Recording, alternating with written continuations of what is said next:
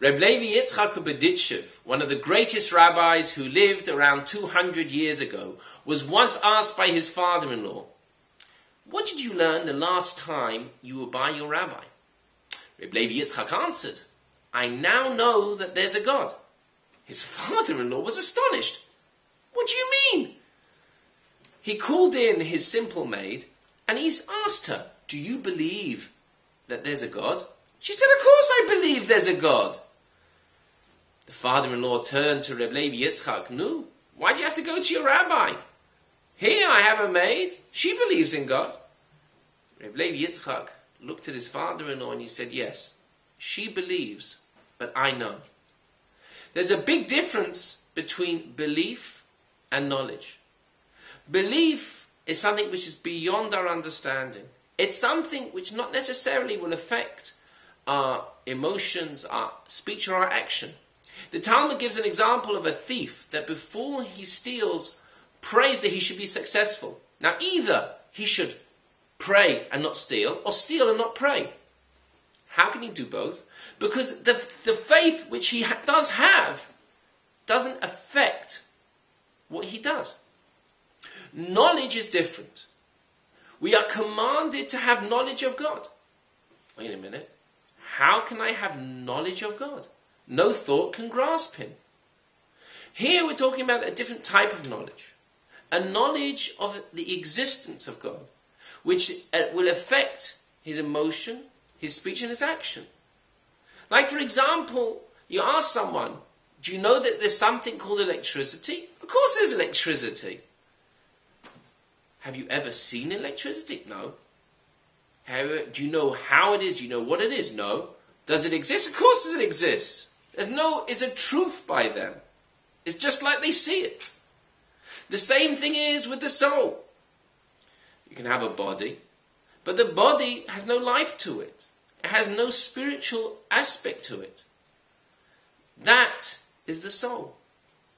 The character of the person, how they feel and the like. The same is within the soul.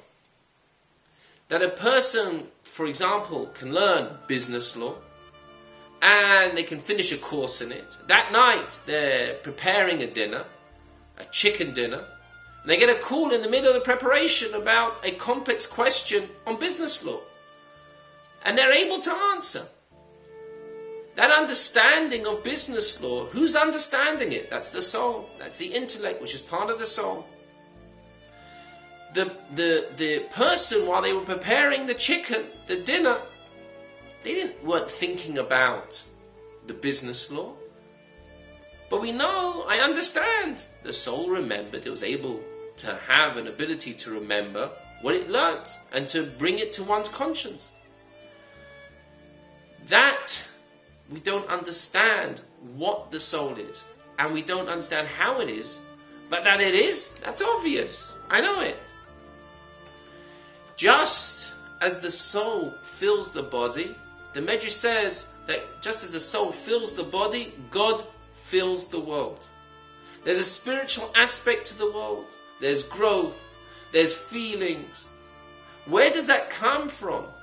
That comes from a godly aspect. A spiritual, godly aspect in this world.